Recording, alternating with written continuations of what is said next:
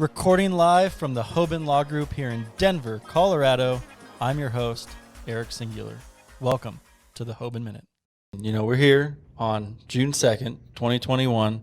Summer is really in the air. Things are different here in Colorado today than they were, even a month or two ago.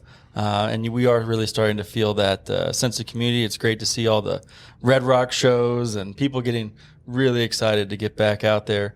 And of course, we saw something else today that was exciting. It was clearly exciting for the cannabis stocks out there.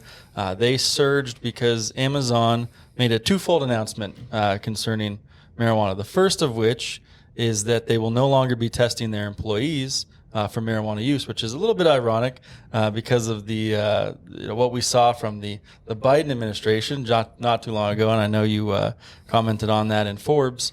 But secondarily, Amazon will be putting their public policy group. It will be part of their next forward mission to support the MORE Act that is currently sitting before Congress. So, Bob, what the heck are we to make of this? I've always said this, Eric. We've talked about this a lot. What's the path to federal legalization? And this, what I've always said is you needed to get big business behind it. And big business always needed a reason to get behind it. And that's not a popular sentiment. Much of the cannabis industry is anti-big business. Much of the cannabis industry is anti-big cannabis. But the lobbying efforts at the federal level can only go so far when you're looking at grassroots or cottage industry. And even though the cannabis industry, the dispensary business, if you will, in the United States is large and in the billions of dollars, it still is cottage compared to other industries that are global in scope. So I've always said that once there was a reason for big business to begin supporting the legalization of cannabis, that we would see that move forward. So I think the banking bill, the safe banking bill, which I do believe will pass within the next 6 to 11 months, that's the first step. That causes money to build up. That causes other interest, more powerful interest, to go in and to walk into on Capitol Hill in Washington, D.C. and say, you know what, you should legalize cannabis.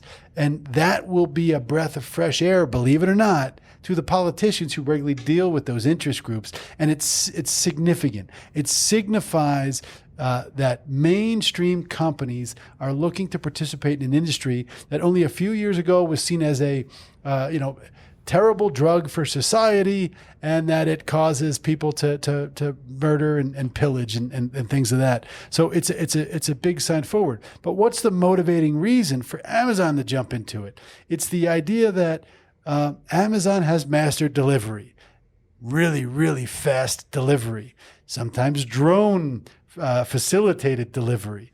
What a better company to come in and facilitate the distribution in real time of cannabis in states where delivery is legal than to jump in the game. And this is not the first major company to do so. Uber jumped into the game several weeks ago, not as significant, saying we're going to lobby for this, but saying, hey, if marijuana and cannabis delivery is a thing, we're Uber. We deliver a lot of things, food and people. We can probably deliver cannabis pretty well as well. So it's just looking for those reasons. And that piles on top of what we saw Scotts Miracle-Gro in the sort of the ag side of the industry, the fertilizer game. And we saw Constellation Brands from the beverage game, the intoxicating beverage game, get into this business. Once they start to see that there's a direct path that can benefit them, not just, unfortunately, cannabis legalization is the right thing to do. Everything about cannabis has been overblown. It's actually not harmful to society. All of those things are important.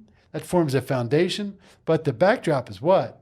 MONEY, Eric. It comes down to, I see an economic opportunity. I've got great distribution. Legalize it and let us distribute it for you. Money talks.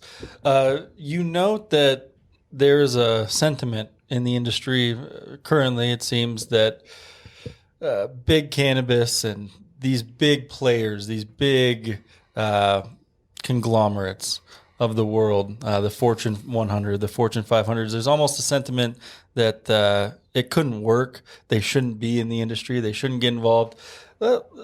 let's talk about the opportunity for collaboration. If there is opportunity there for the, as you portray it, the cottage industry that exists now, and it is a big industry, but it is still pales in comparison to the revenue of these big corporate giants. What does that look like in the future? Getting these two pieces of the pie to work together. Well, at the end of the day, I've always said big cannabis is not something to be feared. And it's really fear that drives that position. There's this, in this idyllic world in some people's minds, cannabis should be free and everyone should be able to grow it and sell it at their leisure. But unfortunately, it's not the American way. The American way for commercial success requires heavily regulated industries and major players to participate.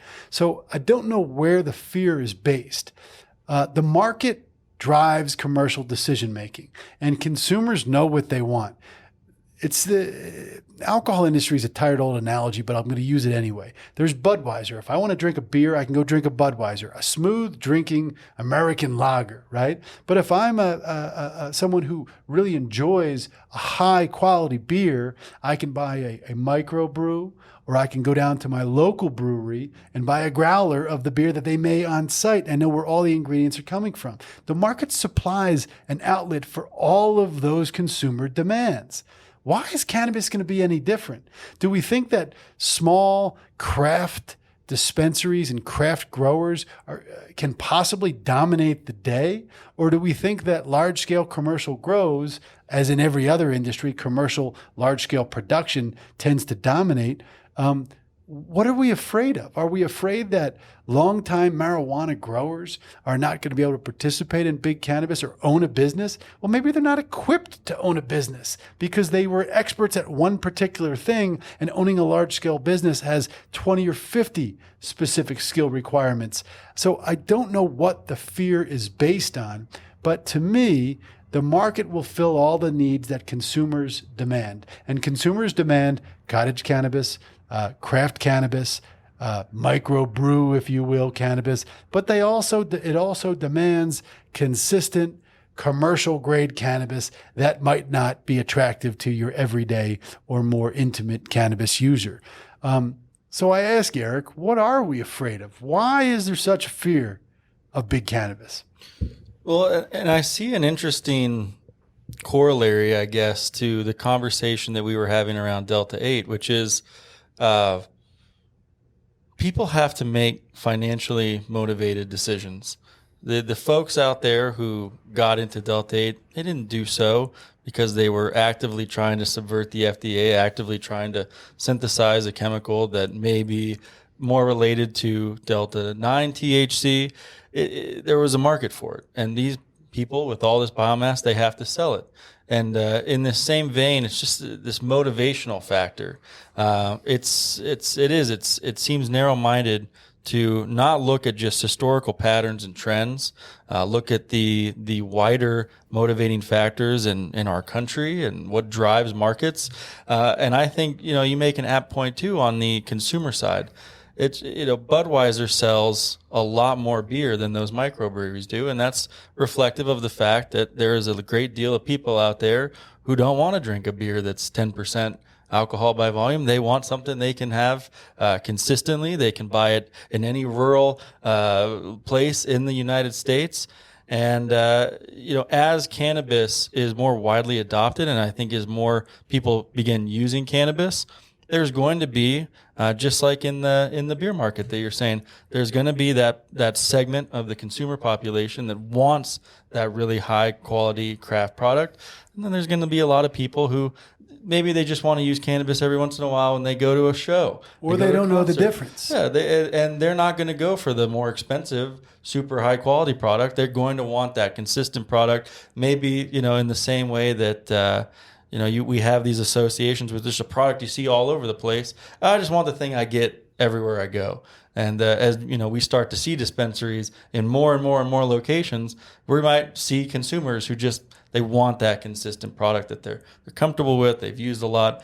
I do. I think it's just a little bit of a fear, as you say, as this this obstacle to just being open to where this originally comes back to, the Amazon discussion, which is we absolutely need that kind of lobbying, that kind of support for legalization from these huge companies. That's what's going to really make the folks in Washington get up and take some action here.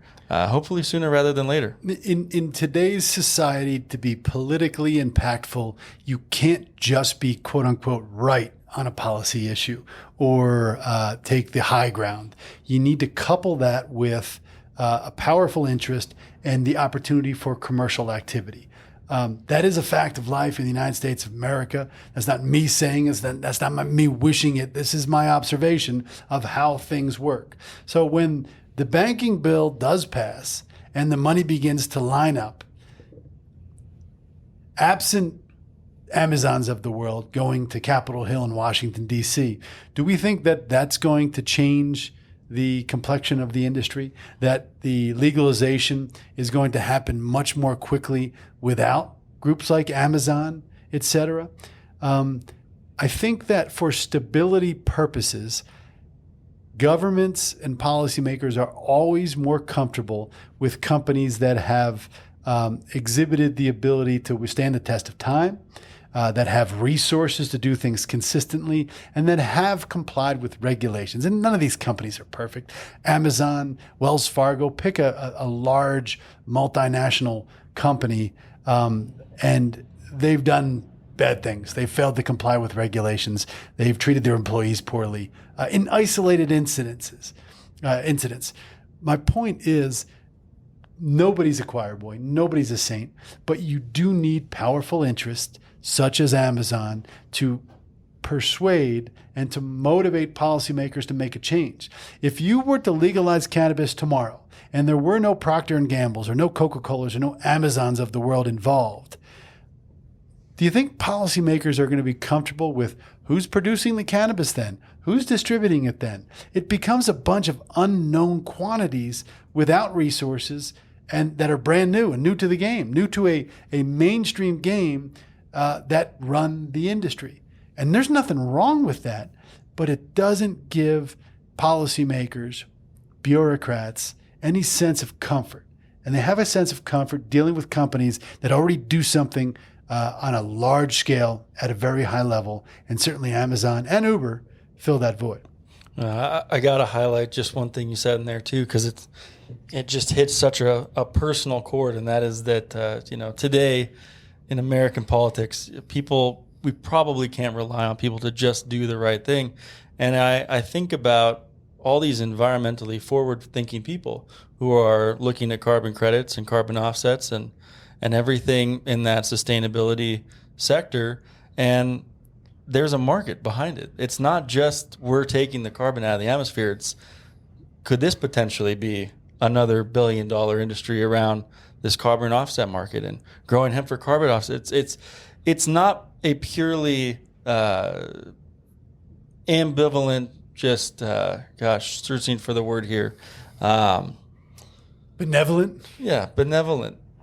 Altruistic? Form of action. Altruistic, exactly. It's motivated by economic incentives and potentially new markets, new unexplored terrain, which in a way, that's the American way, to kind of come back to our Delta 8 conversation.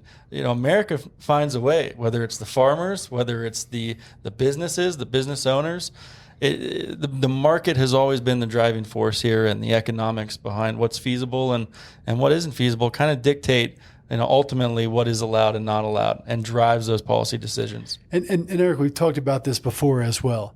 To realize the maximum benefit of this plant, the cannabis plant, whether it's cannabinoids or fiber or as a building material or any of the other things that you mentioned and that we've talked about at length, to do that, you need it to be driven by major players. That doesn't mean to the exclusion of small players. It just the path needs to be carved. Think of it this way. If I have to shovel my driveway and I have a shovel, I might be able to shovel with my hand the most perfect carved out driveway free of snow possible. But wouldn't it be a heck of a lot easier if somebody with a plow ran through first and all I had to do was tidy up the outside? That's what's going on in the United States of America with cannabis. And you know what? I think we should invite those plows into the driveway, because it makes the job for the smaller people with the shovels, it actually makes it easier. Well, you found a new analogy, Bob, and I think it's a really good one. It'll be interesting to see, what other big companies kind of follow the trend here, because Amazon is not the first and certainly not going to be the last that throws their support, because these other companies are out there looking at the market opportunity here for these products. And while they might not be as vocal as Amazon was today, they're probably doing some internal positioning that we'll cover here on the Hoban Minute in the months to come.